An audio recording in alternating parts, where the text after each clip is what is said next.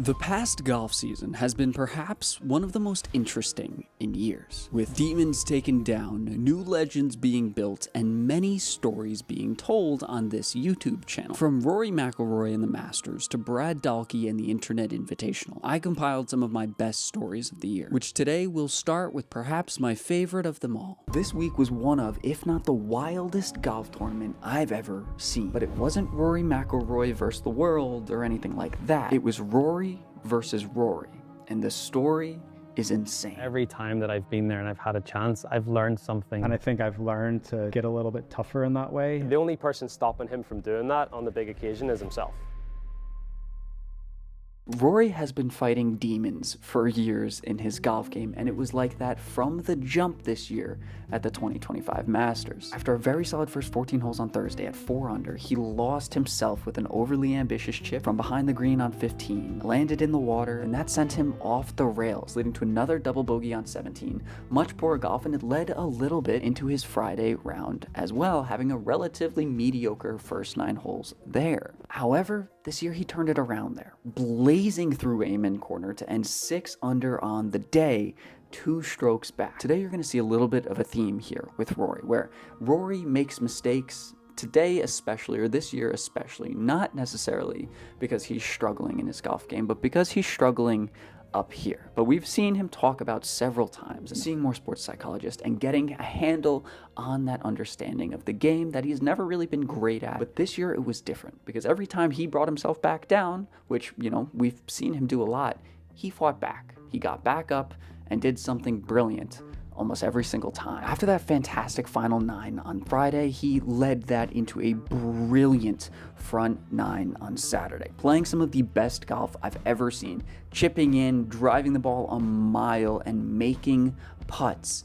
It was nearly perfect, and it was beautiful to see. To see him in the lead, to see him fighting up there was great. For me as a Rory fan, as someone who loves the story of Rory, I couldn't really have hoped for anything better. And another theme that I noticed for this week, and that I've seen recently in Rory's game, is that he has it. Whatever it is, he is playing incredibly. Very much so did that this week. I think he was the best golfer out there by far. However, mental Rory's always there to mess stuff up, and you definitely saw that on Saturday, because on the back 9 you saw him miss those short putts again, which shows some similarities to the 2024 US Open, where he fell apart a little bit at the end there and basically gave Bryson DeChambeau the win. But his great golf prevailed, bringing him to Sunday at 12 under, 2 ahead of the guy he dueled it out with last year at the US Open, Bryson DeChambeau. Now, this really set up an insane competition or wild story for Sunday. And it didn't really help that I think Bryson looked so ready for the fight. You saw him in the post-match interview, you saw him high-fiving fans. He had the right energy. He had that hunger that you've seen from great winners in the past, while Rory was locked in his own zone. And then you saw in the post-match, or when he was talking to the reporter about his game, he also happened to see Bryson make that putt off the green on 18 while he was doing it, and she asked him a few questions about having that duel, having that final round, having that final grouping together, and Rory was just very much so, yeah, gotta keep in my own world, like not the wild winner, super hungry animal mentality that we've seen from Tiger, the greatest winners, the guys that can just close out the world, Scotty even last year. You didn't see that at all from Rory, and that worried me a little bit. Now, I wasn't that worried, because I think all week Bryson hasn't been his best. He's bailed himself out from hitting poor shots by having some of the best short game I have ever seen. From the sand, I don't know if there's anyone as good as him anymore right now at all. He is elite there, and his putter was on fire, helping him get out of the way from constantly driving it into the woods, even with his 3-wood, or pulling his iron shots, and he has said he didn't have his game. So going into Sunday, I was convinced it was going to be a Rory versus Rory day today. Yet again, as we saw in 2011, when Rory basically took it away from himself, messing up on 10, driving it into the woods, capitulating, losing the lead, and then losing that tournament. But today it was different. This could not have gone wilder. They're the 2 most popular guys in the world. Even if Bryson's game isn't on point, only 2 strokes back from a Rory who is going to be fighting demons. You never knew what could happen. And on the first hole, guys, oh my God, double bogey 6 from Rory. Not only is it unlucky, he drives it right into the lip of the bunker, which he does again on the second hole. And then the third hole, whew, His aggression paid off while Bryson laid up. It is absolute. It just fuels the fire, brings Rory back up 1 over Bryson. And then you see that kind of take over here. Rory throws a dart on 4. Bryson hits a poor shot, and then Rory goes up 3 now. So it's 12-9, and then everyone else is still kind of slowly moving up the leaderboard. Justin Rose is going to make a run shortly that we'll get into, but it was really Rory's tournament to lose himself in. Birdies again at 9 and even 10, the hole that was so evil for him. Hitting the driver, fantastic.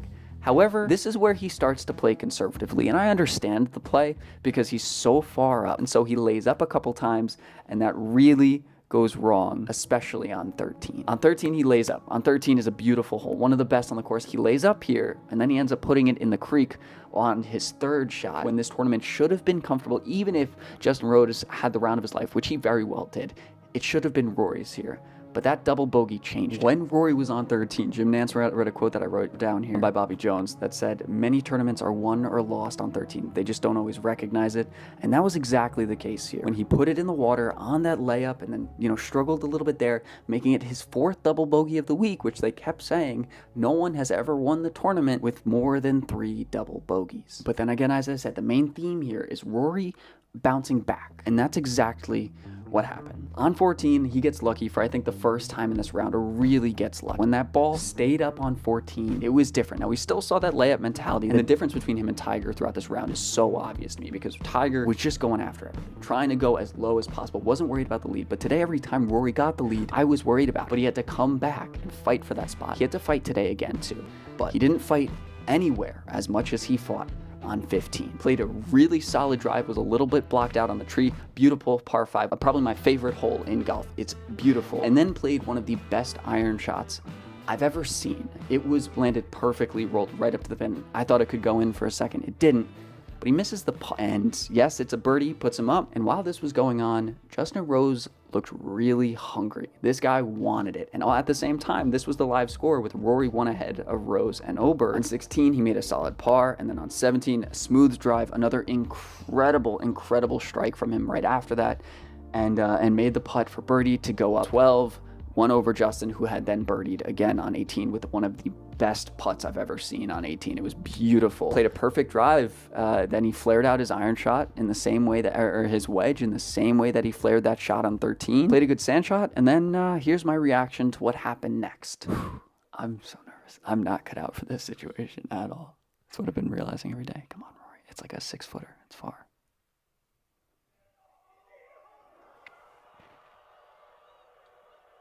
But we know that's not the end of the story, because in the playoff with Justin Rose, with a man who looked so hungry, he had that Bryson mentality, but he had something Bryson didn't have, the game to back it up. Justin Rose has been firing this week, even though it was the most consistent day in and day out. He had been firing in a way Bryson just really hasn't. And with everything going on with Rory, with the Rory versus Rory chaos dueling in his head, all the while he has to duel on the course, I was a little worried with how it would go. But after 2 perfect drives from the both of them, Justin Rose hits a beauty in there, and Rory sticks his wedge shot because he was fighting back at this point.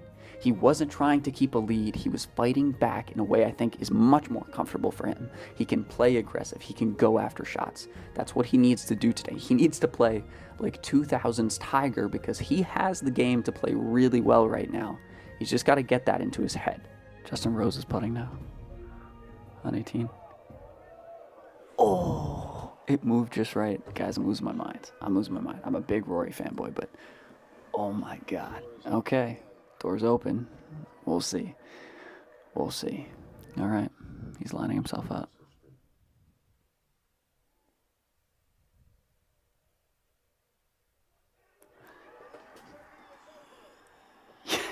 This is the greatest story that I've seen in my lifetime, probably. I'm glad I get to tell a little bit of it today, don't worry. That was just the beginning of a very riveting golf season, but also a season that could have been even more exciting because of what the PGA Championship, one of golf's oldest tournaments, used to mean. The Masters, the US Open, and the Open Championship. These 3 tournaments mark the most exciting events of the golf season. They are your Wimbledon, your Champions League final, and World Series. They draw the most attention second Halfway to the slam. and create the foundation for what the rest of the golf season is built upon, and they are all considered majors for that significance. But there is also another tournament, one that had potentially the most thrilling identity of all, that's now left to flounder a bit amongst the noise. But to find out why, you really have to understand just how cool the PGA Championship used to be. See, in 1946, one of the best golfers of all time, Ben Hogan, won his first ever major golf tournament by truly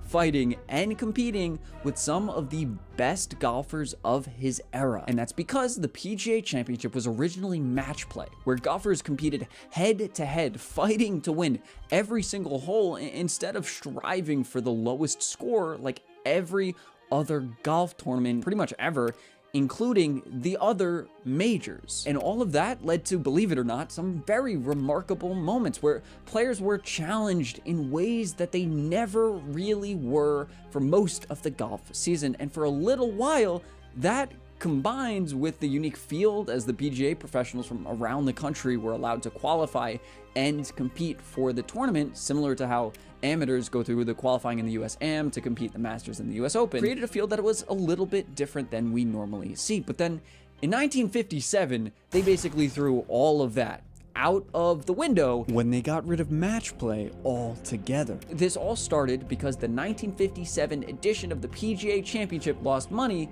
leading to American broadcasters pressuring the PGA to get rid of match play altogether, as the risk of losing the most popular competitors in early rounds could make it difficult for viewers and patron numbers to meet their expectations. The tournament at the time also went on a lot longer than normal golf tournaments because of the match play setup. It had to have qualifying stages where finalists would end up playing upwards of 200 holes over 7 days just to win the Wanamaker Trophy, and so they got rid of match play. It also really didn't help at the time that Ben Hogan, arguably the most popular golfer ever up to that point, maybe you could argue that, was not able to compete in that major at all for several years since his horrific car accident that nearly took his life in 1949. That led to several years of really nobodies winning the title and the championship overall becoming much less interesting. However, even though the tournament was stripped of that major identity, one that has been so core to the way that golf has been played forever by amateurs, by normal people, and by professionals, it wasn't the only thing that the PGA Championship had going for it. In those years, American golfers very rarely made the trip over to the UK to compete in the Open Championship, and so the PGA Championship was kind of America's replacement of that, as they usually somewhat overlapped, even though America already had their own Open. And that's because a lot of the Americans just struggled to justify that move, as it could be expensive, and due to the qualification stages, there was no guarantee that they would even be able to compete for the purse and make a big appearance at the Open. And in fact, even though the first two PGA Championship titles were actually won by an Englishman named Jim Barnes in 1916 and 1919, it wasn't won again by a European until Padraig Harrington in 2008. And that's ridiculous. But before we get into other identities that the PGA Championship kind of tried to take on over time, I think we should take a look at the tournament this year, because it's not that impressive. Without the allure of something like match play or the pull of Augusta, with golf becoming less exciting after Tiger, we're left with something at Quail Hollow this year that just feels kind of like another tournament, not a major. And I think people are showing that as well. And now let's move on to what the PGA Championship would become after they lost the match play identity, because it's kind of sad. See, after guys like Jack Nicklaus and Arnold Palmer really made it popular for Americans to go overseas to play in the UK and compete for the Open Championship, the PGA moved to the last slot in August. And I think they were basically forced to, because even Americans that weren't the biggest names would try to compete in the Open Championship instead of the once overlapping PGA, and because of the great history and different competition. And over the years, that identity of the tournament kind of just became that it was that last tournament, the final tournament of the season, the final chance for these guys to grab a major, make a splash, potentially compete the Grand Slam, even though that never happened. It's not perfect, but it was something. And I think over the years, it has suffered a lot because that was the only identity. Every time big players got injured, because it was the last tournament, they were going to miss the PGA Championship, and that would hurt the viewing ratings like it did in 2008 when Tiger Woods missed out, even though he had won when he destroyed his Achilles in that US Open that year. Well, that was the worst TV viewers ratings that we've seen since that date. That's a very long time, and that just goes to show you what can happen when major players miss out on the final tournament of the year. But it was still cruising. I think that being that last major gave it a little bit of an identity, something to be excited for as the final opportunity. However, that's not the case anymore, because yet again, in 2019, they took away the last identity I would give it, as the PGA of America chose to move the tournament to May, like it is this year, right between the Masters and the US Open. Apparently, because the cooler weather would allow a wider variety of courses, and I guess they thought that would be more exciting. And then they also wouldn't have to reschedule it because of the Olympics now hosting golf tournaments as well. The problem with that is that there's really nothing special about it except that we call it a major. Even before it wasn't that special, but now it definitely isn't, because any identity that has really been given to it is gone, or that feeling that has been given to it is gone, and it's only a major in title and not in anything else, in the way that the other tournaments are, in the way that the other tournaments very much so feel like they are. And as you can imagine, this has created a number of problems for the championship. And you don't even have to get into the poor viewing numbers, as a lot of people are saying that the Players' Championship now, with the allure of TPC Sawgrass and its timing as really the biggest early tournament that leads to the Masters, brings excitement to the Masters, has now usurped the PGA Championship, at least for some people, in terms of popularity, even though it's 60 years younger. And now I can push back against that pretty easily, with the big caveat being that the Players' Championship doesn't include any live players, which has become much more of a story over the past few years, especially with Bryson booming in popularity because of his social media presence, and with the live versus PGA thing being a major debate over the past couple years. And now today, the PGA Championship is left in a very weird spot. Solutions. Returning to match play is probably the conversation around the tournament that I see the most, and I think that idea is sick because match play is so cool. It feels competitive and more like a head-to-head sport in what we're used to, in a way that only the most intense final rounds of golf really can feel that way, but it feels much more like those other sports that we watch. It's also a big challenge for a lot of guys, and can show like a side of these competitors, a side of these great golfers, in a way that they don't really show very often, which is also why I think the Ryder Cup is so cool. However, I don't love the idea. For broadcasting reasons, obviously it would absolutely suck if no big names make it to the last few days. And it would just absolutely drone on, and it would also be just very, very long. That's why we don't see any match play today. It's just not conducive to TV that obviously runs everything in society today. And unless it's a very small field like we saw at the WGC or the duel events over the years, which we sometimes see, it's just not really realistic for these larger tournaments. And the whole point of the PGA Championship, for, I guess, in theory, is allowing PGA professionals to compete or have the opportunity to compete. That would just not be possible because nobody really cares about them, and wouldn't want to watch a match play event with them, which leaves me to feeling like the only option is going back to August, spread out the season, and potentially find a home course, though I don't love that idea, and I don't even know if you could do that at this point. Being this late into the history, it might just feel a little too forced, but let me know what you all think. The 2025 PGA Championship would go on to receive 4% less final round viewers than the year prior. However, one man in the golf world's viewership rose exponentially with the growth of YouTube golf. Most YouTubers exist within a bubble, playing games, entertaining fans, and some even making millions off their brands, but there's one golfer that has all of those things and more. Colin Morikawa today on the channel. Feeling my stuff. Good to see you again, bro. How's it going, man? How's that fun match? That was so fun. Great. Good to see you, buddy. Good to see you, Tiger. You been good? Yeah, everything's good, man. These aren't just more YouTube collaborations. This is YouTube world building, and Grant's world is something we've never seen before online. Step it in quick. It's all coming up Grant Horvat right now. Playing in a Corn Ferry Tour event, an invite into the Barracuda. Grant Horvat, you are the champion. Now, what if I told you all of this was because of one plane ride and a smile?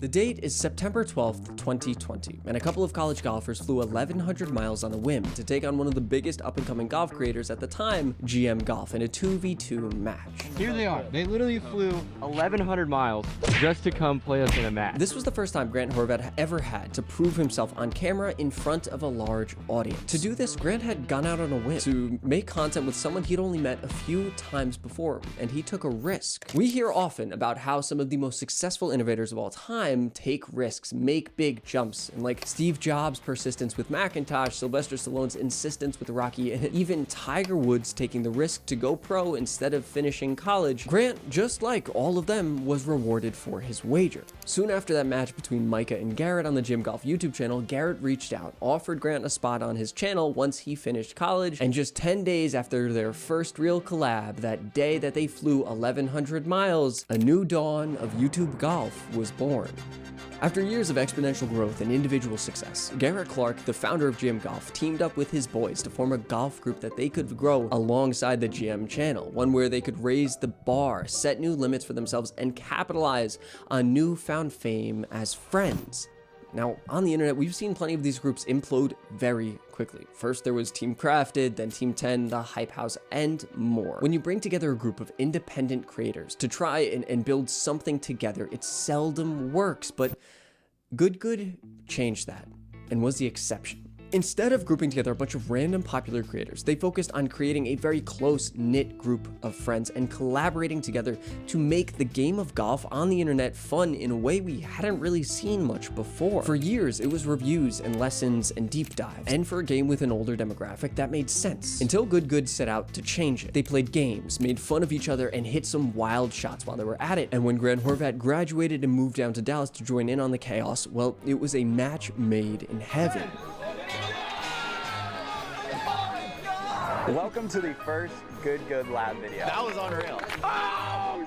Yikes! That is my first win ever on a knockout. You two were kind of going back and forth. The rest of us never really had a chance. Together, the Good boys rose to the top of golf content online, with viral hit after viral hit growing the popularity of the sport and their brand, while putting on events and creating challenges that the internet scene could never have imagined. And Grant Horvat was quickly shining as one of, if not the most well-liked member altogether. See, Grant was goofy and happy all the while, bringing a carefully elite understanding of the game that complemented incredibly well to the rest of the group, with Micah providing the elite golf, Sharf Bubby and Steve always competing and mostly providing the comic relief, while Garrett did a little bit of everything. Grant's ability to articulate what was going on, why it happened, and how to fix it helped to professionalize this group of guys and portray a better, more impressive understanding of the game than they ever had before. Grant wasn't always the silliest or even the best, but his reliable game and positive energy drove the team forward and likely helped the group grow their reach beyond viewers their age to an older audience even that probably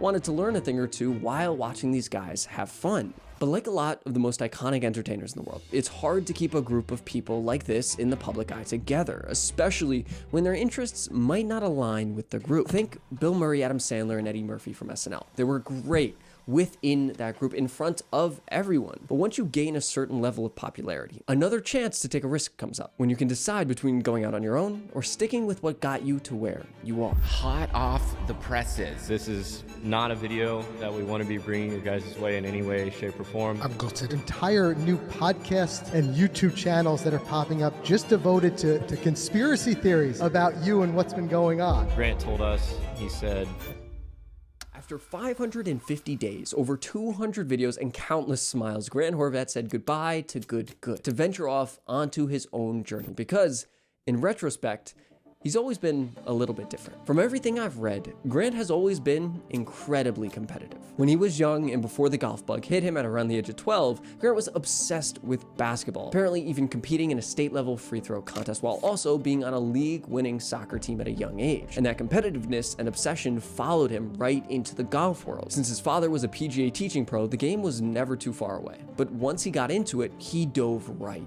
in, competing in junior events and helping to push his high school team further and further, winning first team all area honors 2 years in a row. I want to play college golf and see how far that can take me, Grant said to the Palm Beach Post in 2016. That will decide whether I try to make it on the PGA Tour. Now at the time, this was just another quote from a 17-year-old trying to make it big. And the truth is, of the many high schoolers that dream of one day competing with the likes of Rory McIlroy and Phil Mickelson, the vast majority of them do not even make it close to that point. Golf can be brutal for people with dreams of greatness, but as time went on for Grant, his dreams changed, and his time in Good helped show him what he could be and what he didn't want to do. While in Good, Grant was building his channel and slowly trucking along, gaining an audience that wants to watch his game and see his attitude, but for a while his own channel was still in its infancy and still far from the industry leader that Good had become over the past year. And then one video came out that I believe may have opened his eyes to what he could have done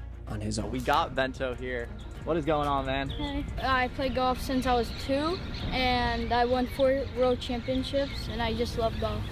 Nice shot. This video is far from what most viewers got used to from Good, but also it gave them a look at Grant's unique storytelling ability while also going out there, playing golf, and utilizing his understanding of the game to connect with another elite talent for the world to see. And it was successful, racking up hundreds of thousands of views and potentially telling Grant that there was another way to do this whole YouTube golf thing. And just a few months later, Grant made his move. This decision was the hardest decision I've ever made in my life. Grant told us, he said he wants to leave to do his own thing. After this point, there was initially a lot of hate going his way, with fans upset and most of them, if not all, still being in the dark about any reason why this happened. However, that initial pushback didn't stop Grant from posting and pushing his channel further. He teamed up with Micah and kept collaborations going on his channel while he focused more on his game and spent time teaching his audience as well. Instead of those games that Good had used to help grow golf content online, Grant avoided them almost entirely, playing more traditional formats, but doing so with an infallible enthusiasm while bringing in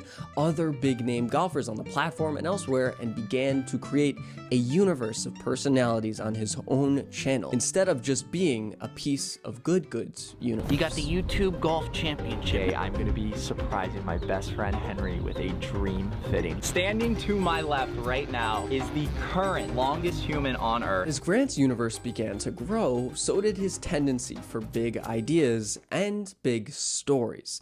And none of them had ever been as big as this. Starting a series on YouTube that has never been done before. Everything we've done in the major cut has led us to this moment. Bethpage Black, Chambers Bay, Aaron Hills, Oakmont. Let's go! Oh, no! With the major cut series, Grant Horvat, Wesley, and George Bryan have combined the joyfulness and entertainment value of YouTube golf with the seriousness and elite play of professional golf, telling stories about different courses and tournaments and going on journeys to compete with some of the best in the world. This truly led to a game-changing moment for Grant, as it made his videos gain a premium over most others on the platform, as his incredibly knowledgeable performance yet positive demeanor helped make professional golf something that for so long seemed boring and untouchable for all of YouTube, digestible for the first time. This opened the door for up-and-coming professionals from all over to jump onto YouTube, detail their journeys of trying to qualify for the US Open or make it through Q School by familiarizing the audience with the game in a way that had been ignored for a while online. But all of this positive movement, the same movement that would eventually lead to literally game-changing moments for this game that I am playing, would not have been possible with Grant alone. And that's where his teammate Sky comes in. For most audiences, the guys behind the cameras are afterthoughts, a means to an end. But Sky's different because not only is he the videographer behind Grant Horvat Golf, but also very much so Grant's partner on this journey. Together, they work on thumbnails, come up with titles, and come up with ideas that will tell stories their audience has never heard of. All the while, Sky takes on just about all of the editing duties for the channel. Every tracer, every film burn, every every intro is carefully crafted to create some of the best content online. And without Sky, I don't think Grant's golf channel would turn into what it did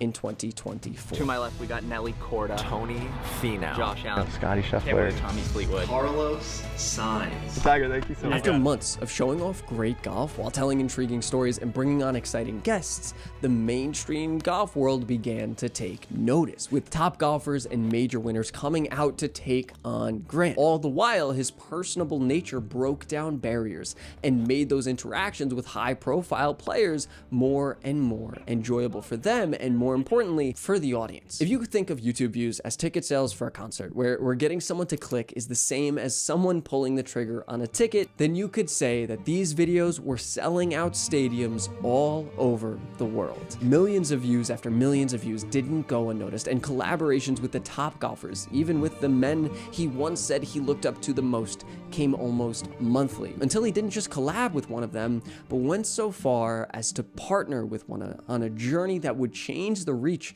for YouTube golfers all over. Let's go meet Phil Mickelson. We have a major announcement. We're playing Austin and Dustin Johnson. Right, Bryson? It's a power slap. Yeah, Bermuda's a typical type, just not here. I don't know if you know this, I'm actually okay with play. The partnership with Phil Mickelson not only shows just how good Grant has gotten with his craft, but also that he has broken a barrier by making these partnerships possible and appealing for others in the future. Bryson DeChambeau broke down the door by becoming the first pro to really embrace content, but Grant broke into a world never before known and shown by a YouTuber, especially one that had never been a professional before. And a video about Grant Horvat and YouTube golf wouldn't fit without perhaps the biggest underdog story on YouTube golf altogether. For the longest time, success as a YouTube golfer came down to three things: game understanding, talented play, and innovative strategy. But Bob Does Sports does absolutely none of those things, or don't really, and they are honestly just normal guys. But maybe it's that which makes them just so damn awesome. For Bob Does Sports. Are you joking me? Here comes the thunder. 3 over after 1. Then I went double on the second. The harder you try, the more the level of disappointment. This game gets my blood bubbling like you wouldn't believe, Jet.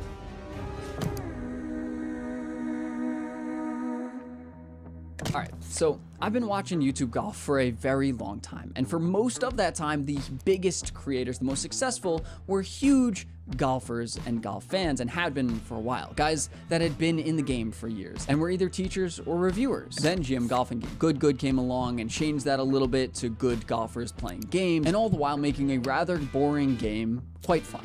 Bob Does Sports, when they started YouTube, were barely golfers, and yet their channel blew up almost immediately. Their earliest videos were getting hundreds of thousands of views, which is honestly unheard of unless you're collabing with someone or you've already had a YouTube channel before. But their first real video to go viral was one that got millions of views because Bob surprised, or I guess you could say tricked, Joey Coldcuts into believing they were going to Torrey Pines and instead playing one of the worst rated courses in the area. That match showed off their incredible chemistry and absolutely hilarious banter, but they were able to do this because they had a base of an audience that they had been working on elsewhere, because Bob had been slowly making a name for himself on Instagram for years. Johnny's here, Das. JT, that polo vest is dynamite, brother. Talk dirty to me, Big Red. Oh, no. Oh, Tony, big fan of the green camo today. Loving it. Bob, or James Robert Berger, picked up social media while working at the Beverly Hills Hotel the Four Seasons, where he would work his way up the totem pole by using his communication skills to be friendly to clients and make friends with one Joey Coldcuts, who would slowly become a major factor in Bob's businesses going further. Because after growing a little bit on Instagram, he decided to open up a podcast that would really open the floodgates for his content online. I am listening to the brilliantly dumb show. Coldcuts is pushing, no disrespect, Coldcuts, 245. Sir Jordan Belfort. Tell me something, boy. Do you have the balls to tell Wahlberg that you hate I gotta tell you what, Mario. What an unbelievable patch of lettuce you got up there. Here, Bob, alongside Joey Coldcuts, and guests would riff off each other, have some pretty high-profile speakers on there, and would just shoot the shit and have a good and silly time, showing off their comedic sides and entertaining viewers, but it had very little to do with golf. They just spoke about whatever they were interested in, whatever they wanted to, whether it was Hollywood or drama or sports. They were the entertainment, not really the topic or the venue or anything like that. And that is one of the key things amongst these boys that Dave Portnoy also noticed. Back while Bob was still working at the Four Seasons Hotel, he got an offer from the head of Barstool, one of the largest content companies in the world, to join his team and start making content for them. However, that also meant moving across the country to New York City, which Bob wasn't really too jazzed about, so he took that as a sign that he was doing something right already, and so he put his head down and kept posting. It was also around this time in 2020 where they created a Patreon happy hour for their viewers, where viewers could pay a little bit extra to join them on a Zoom call and drink with them. And it was in those meetings that they would meet one man that would be absolutely instrumental to the growth of their YouTube channel, but he didn't come into play just yet. However, at the same time, Good had been blowing up golf on YouTube and changed what it meant to be a golf YouTuber, from professional and simple to exciting and fun. And so, leveraging their popularity on the podcast and about 100,000 followers on Instagram, jumped onto the platform and took off almost immediately. It was doing pretty well for a new channel, but that doesn't mean everything was perfect. The team couldn't even afford to pay their editor and filmer Jet at the very beginning, but he believed in the project and stayed with them. The connection between the boys on camera resonated with the viewers, as they weren't just guys on their screen, but rather it kind of felt like they were just more of the boys, making fun of each other, drinking and shanking shots all over the place. And that is realistically what golf is for a lot of people, especially guys that get into the game later in life, right? It's kind of just a social event, less of a game, meant to spend time with the boys and touch some grass. And the Bob Does Sports boys were virtual embodiments of that. However, they did have one problem. It was really silly. That's already very different than what other golfers were doing, and something that I think could have led to a less long lifespan online, because they just didn't play good golf, and that's what golf viewers on YouTube were used to for the longest time. And then, like Superman, at the exact moment Lois Lane needed him, Fat Perez swooped in to save the day. Bad man, Jet. I'm a bad man. Rory, Big McElroy. This could be a real quick video. Perez checking in here from work tonight.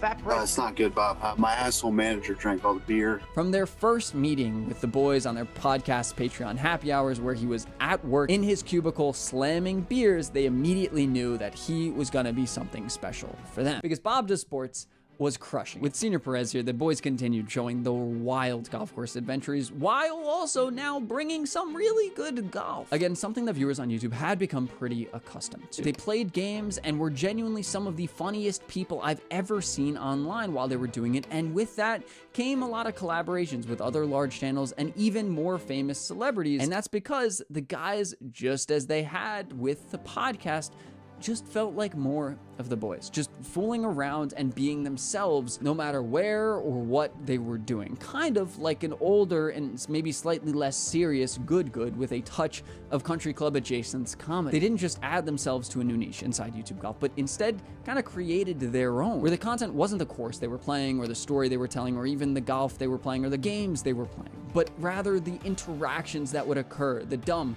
yet understandable conversations they would have, and the wild journeys they would go on together. Add that to their hilarious team of guys that all fit the mold of the same goofy characters trying to get through the day and fighting demons while they were at it. Well, together they've basically risen to the very top of this normal guy / comedy golf niche, above Barstool, above just about every TikTok golfer and short form creators. And if you left it there, they still would have done absolutely great. But Bobby Not So Fairways, Joey Coldcuts, and Fat Perez wanted more, and they went out to get it. As they pushed this brand even further, they were going on to produce several different types of content, bringing out outrageous collaborations with Fireball and Callaway, and they even brought out their own alcohol products that fit absolutely wonderfully with the brand that they have created online. And considering who they are and what they're like, it's actually something that I want to go out and buy, be a part of this guy club that they've kind of created, And I'm not the only one noticing. Today, you got the YouTube Golf Championship. Give us a moment, FP. Give us a moment. Right in the middle. Yeah. What a bird. That's Fat Brez. You know him. You love him. You watch him. You want to be him. Come on, Joe. Shit, Peter.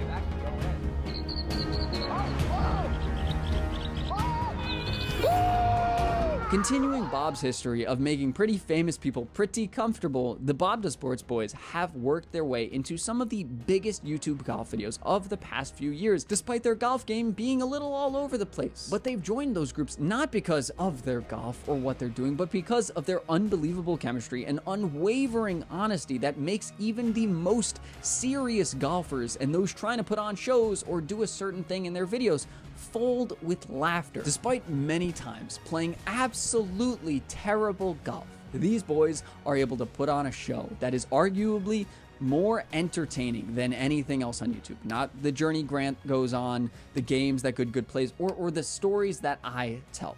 They've found a way to create this type of content that can exist outside of the sport they are playing and entertain probably all walks of life. Whether you're on a beach in Nantucket, in an office in LA, or a forklift in Oklahoma, you can turn on your TV or computer or what have you to watch these men fool around and have a good time. But most importantly is that they're also incredibly talented and great at what they do. I think it's easy to look past the tact it takes to create an empire online when the characters that have been created are so silly, but I can't look past it because I think they are great. They are the people's champions, the embodiment of what normal golf is for a lot of people. And to see it done so well in this day and age with such high production quality and serious content, well, it's just great to see. Now, they are great and entertaining, but what was this year expected to be probably the greatest story of the year happened at perhaps one of the most interesting courses in the world, with the Ryder Cup at Bethpage Black, Augusta National, Pebble Beach, St. Andrews. These are some of golf's most legendary venues because of moments, traditions, and golf like no other. But with most of these great courses comes a level of exclusivity, whether it's location or price or privacy, that keeps most of golf's millions of fans away, which makes Bethpage Black and the story behind it all the more enticing. However, there's a lot more to the story of this crazy course than I expected, and today we're going to take a deep dive into how this course went from being unplayable and unplayed to one of the most difficult and most popular courses in the world. But to understand how we got here, we first have to understand the history of golf in New York City. With the boom of golf in the 1920s in America came more investment by governments to expand the reach of the game, including one Robert Moses of New York City. Robert Moses was one of the most influential characters in the building of the New York City that we know today, for better or for worse, but also for the construction of Bethpage. See, during the Great Depression, a large plot of land became available for purchase in Old Bethpage, New York, 35 miles east of the island of Manhattan, where Robert Moses, then head of the Long Island Parks Commission, would plan to build another grand park, one that would house 4 golf courses, recreational areas, tennis courts, and more. But ever the showman, Robert Moses wanted to head this course with someone noteworthy, someone that would bring him more attention, his plan more attention, and hopefully help bolster his position as a politician in the New York metropolitan area. And so he hired none other than A.W. Tillinghast to join him on his Bethpage golf course program. He designed Winged Foot, Quaker Ridge, a whole host of others, and definitely would bring eyes on his course on Long Island. However, this is where some of the confusion and mystery behind this great course began, as a man came out in 2002 saying that his father, Joseph Burbeck, an agricultural engineer who worked under Moses at the time of the course's development and lived on the course to oversee construction, was the real brains behind the operation, with Tillinghast only offering slight consultation to the project. Now, there's arguments for one over the other, but there's really no clear-cut obvious result, no clear-cut obvious designer, but nevertheless, it was opened in 1936 for all golfers of New York and Long Island to enjoy. However, the legend that was Bethpage Black had hardly begun. In those early years, the black course was barely played on. The level of difficulty it offered compared to the relative ease and beauty of the others on the property led to lines and waits at all the others, while tee times remained available at the black. But as the years went by and legends like Ben Hogan, Arnold Palmer, and Jack Nicklaus came and went, the game of golf grew, and so too did those interested in playing Long Island's best and most difficult test. It was also during this time, or at least some point between 1960 and 1980, that the legendary warning sign found its way onto the gate of the first tee at the black course. No one knows when it showed up. Some workers say it was in the 70s, others say the 80s, while some say it was even earlier. But what we do know is that it was partially that sign combined with the insane fame of one random kid from California that would help make this course absolutely viral in 2002. With the 2002 US Open, Bethpage received more publicity than it ever could have imagined, being lauded as the People's Open, as it was the first ever US Open to be hosted at a true public course. Well, it got a hell of a lot of attention. All the while, the most famous man in golf ever, Tiger Woods, would go on to win despite wild conditions, noisy fans, and a firing Phil Mickelson and Sergio Garcia. But the warning sign may have been more famous than all of that. Fans had seen all types of things at courses, but never a sign warning of dangers to be had if played the course and not properly prepared. And the fame partially came because the course backed up their claims. Before the 2002 US Open, the course had been regarded by some as a bit of a goat track, with less than ideal greens and somewhat neglected rough that rose way too high for many. But this position that it was in, combined with its length, led for a very good foundation to build upon to create a great US Open venue. And the USGA and New York State did a wonderful job building upon that foundation to create not just a tough test of golf, but for the 2002 US Open and beyond, a beautiful maintained test at that. My favorite hole has always been the par 5 fourth. It's incredibly long, incredibly challenging. I've never reached into, probably never will, and want to play that over and over again until I figure it out. And it's like that for much of the course. And it's one of the reasons only Tiger Woods was under par for that tournament in 2002. And with that tournament, the popularity of the sign, and all of that, the legend of Bethpage Black built more and more. And with that came unrivaled attention and desire to play, leading to a very difficult time getting tee times. But thankfully, Bethpage Black already had a system in place for the most dedicated fans to still go out there and get tee times. Most folks are asleep at 4 a.m., but not these people. They're camping out for a tee time. They got into the parking lot, slept in their car just to get a tee time at 4:30 in the morning and play some unbelievable golf. And so even with all of the attention, people have still gone out there since then to grab a tee time by camping out 24 hours, 48 hours even for the most dedicated individuals to go out there and play the great course, which has created one of the coolest opportunities for golfers to go out of their way and experience something that they pretty much can't anywhere else in the world. It even gets more and more difficult as major tournament time approaches, with more and more people flocking to the course to play in tournament conditions. With some people who I met while checking out the course in preparation for the 2025 Ryder Cup having waited up to 48 hours to play the legendary Black course. But thanks to this legend and lore of the course and community built around it, it's also primed for a more energy-filled tournament than you would ever see, potentially on the PGA Tour, barring maybe the waste management. One that the Ryder Cup this year should absolutely provide. I recently visited the course to see how the stands were set up, experienced the campers waiting to get their tee times. I wanted to get a tee time, but I got there way too late, and get a better idea of what the course may look like on TV with the greatest golfers in the world going up against each other. But this course provides a unique opportunity to not only capitalize on the excitement of the course, the difficulty of it, but on the history, the legend, and the lore that is and has become Bethpage Black because of the warning sign, because of Tiger dominating in his prime, and because of all this confusion and chaos while providing one of the best venues of public golf in the world. But the New York sports fan, combined with the fact that New York is the first stop off the flight, off the boat from England, from Europe, can create for a very fiery and exciting environment, one that should hopefully help create a good watching experience for us fans,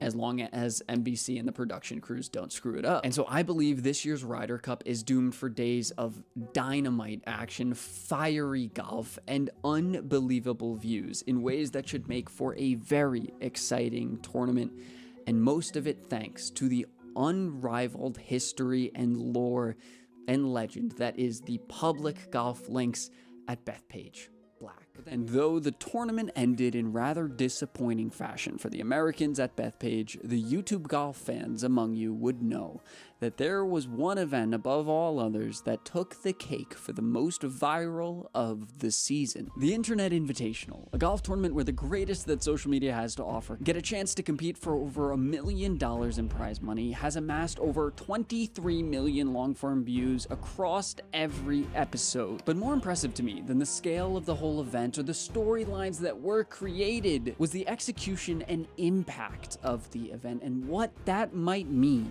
for the golf world as a whole, because it's pretty exciting. And today we're going to talk about all of that. April 2025. An average of 12.7 million people have just tuned in on Sunday to watch Rory McIlroy win the Masters in epic fashion, finally taking down a monster that has been plaguing him for years, leading to the most watched PGA Tour event in 7 years. And then 7 months later, Barstool and Bob Does Sports nearly doubled that number in total, with just the first episode itself garnering over 6 million views and counting for an event that was significantly less expensive to put on and potentially more impactful as well. Now, these aren't perfectly comparable numbers. I've discussed that in past videos, but they are very important if just for understanding the level the Internet Invitational is actually on and the relative issues this can create for those competitors, the PGA Tour and live golf events altogether. Throughout the past year, I've made a few videos discussing the frustration that many people have had with PGA Tour broadcasts this season. From scrambled screens, lost coverage, lack of tracers, to what have you. Many events, even some of seemingly the most exciting, can often be overshadowed by the frustrations brought about because of the way that golf works and the way it is shown to viewers all over the world. It's not concealed to a small space where you can easily show everything in a reasonable time, but rather a massive area separated by trees and tee times hours apart. It's not conducive to a live video feed of all the action, and despite over half a century of golf broadcasts almost every week on TV, we still haven't figured it out.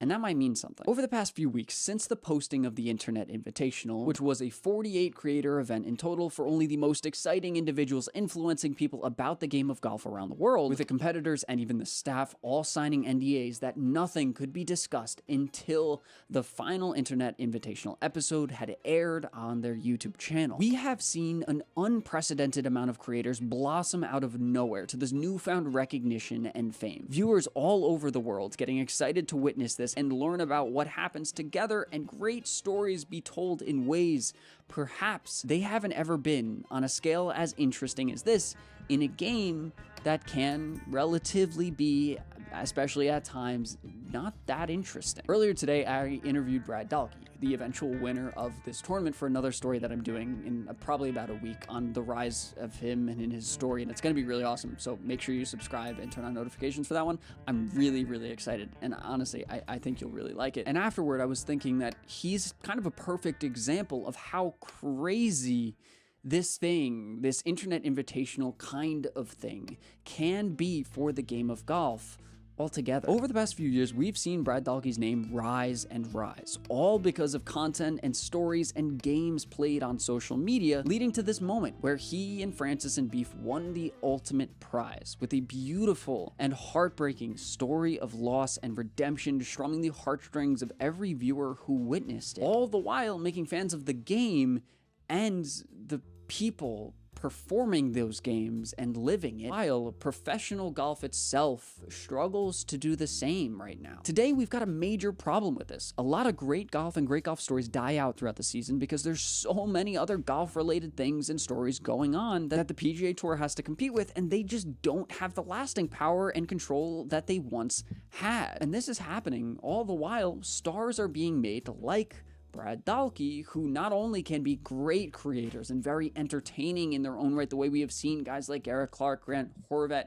whoever do a similar thing in the past, but also compete on his day, as he has throughout his life, with the other greatest players of his generation. And that becomes even more dangerous for the traditional outlets, with reports like Tiger Woods joining the senior tour with his partnership with one of the sponsors of those events, which go on at the same time as PGA Tour events and can also now take viewers away from those events, like these YouTube events are, combined with the continued struggles to merge between the PGA Tour and Live Golf, which means those issues have not been cleared up since that separation. And these issues, the continuous competitors, is not going to clear up, only likely getting even worse from here on out. And that's not necessarily a good thing for viewers. I said it before, I think it's one of the best things we've done. The best tournament ever filmed, possibly the best YouTube video. And it was a hell of a show. This event was, whoa, that's a zoom in. This event was groundbreaking for a number of different reasons, but one that I think will go under the radar of many, including all of the tours, is the fact that this is re-sparking the interest in YouTube golf again. Over the past few months, things have often felt a little bland with the same names, same games, and same tame storylines, but the groundwork at that time was being built, and that backlog of great videos, like on Brad's channel, or Good Goods, or the Brian Bros, or whoever, that would thrive when the characters in those videos got more and more attention, and that would come via the Internet Invitational. That's flooding all of these old videos with more and more views as viewers want to learn more and more about these guys that they just saw dominate, do great things, or be great personalities, tell great stories, what have you, online. Now, I said all this attention isn't necessarily great for viewers, and that's because it's beginning to create some chaos online or wherever they're going to find their media. It's not just Live versus the PGA Tour anymore. It's Live versus the PGA Tour versus the TGL versus YouTube Golf versus Stranger Things or Entourage or whatever else they're watching. No wonder I'm getting smoked. What is this, custom? Mine's off the rack. This diversity of content could be an issue if it dilutes viewers' attention and potential interest in the sport as a whole. That's also, as I've said before, not necessarily that interesting unless you make it interesting, unless the stories around these players are made interesting, unless they're made to care about it. There's no longer this one overarching superpower. It's not just everyone wanting to watch the Masters anymore, but that and all of those other things. However, that could be a problem, but I don't think it is, at least yet. And that's because I think YouTube golf itself is becoming the first choice for many. YouTube golf has been exploding and exploding every year, and I don't see a reason for it to stop. And talent now overflowing out of it in a way that will likely spill onto the tour and more very, very soon with all these sponsors, exemptions, and things like that. The biggest problem to me is that the Internet Invitational showed me something brilliant, pre-recorded, high-stakes golf that I actually care about in a way that felt genuinely like it could not have been done any better, basically. And that's something the PGA Tour, the biggest creator or owner in this whole golf world, can never do. Every single event of theirs hosts over 100 to 150 professional golfers from all over the country, with results that affect each and every other event that then follows that one. You can't host a PGA Tour event in private so that you can record and then edit everything later on to make a cohesive and exciting story, like the way that guys like Ryder does for Garrett, or Sky does for Grant Horvat, or the great guys at Barstool and Bob Does Sports made the Internet Invitational. They can't do that. They can't do that because of all that yellow tape that has been created around a system built on live golf. Not to mention the money around the game, the live game itself. From the live TV deals and fans in attendance at the actual event, that money still puts to shame the money it takes to run even the biggest event on YouTube, because TV advertisers are able to pull much more money for the same or even less viewership because it's a storied and understood medium. But the truth is, there's tour events all over the world that are put on with low budgets and that don't pay out very much money, with touring professionals in the vast majority of tours worldwide barely scraping by genuinely, that an event like this is becoming much more appealing. And with the viewership metrics of the Internet Invitational being as high as they are, yes, again, not necessarily perfectly comparable, but very appealing and attractive for advertisers nonetheless, well, it creates a very interesting competitor that realistically, the PGA Tour and Live Golf as well, any tour, have no ability to compete with. They have no choice, really, in my eyes, but to team up with them and host more events, contribute more sponsors exemptions, help these creators get more of a platform, or else I don't necessarily see what they can do to change anything, especially for a tour that has been for so long against a lot of change. And when you add to that great golfers with great personalities that can make just as much money as many, if not most, touring professionals around the world, all the while viewers connect with these creators and great golfers more than they ever could, all but the very best and most popular golfers on tour, well, that creates a hell of a competitor. And I don't necessarily know how Barstool or Bob Does Sports can top this, but I also don't necessarily know if they need to, because they've shown they can do a good job. I think viewers would like to see another good job done again.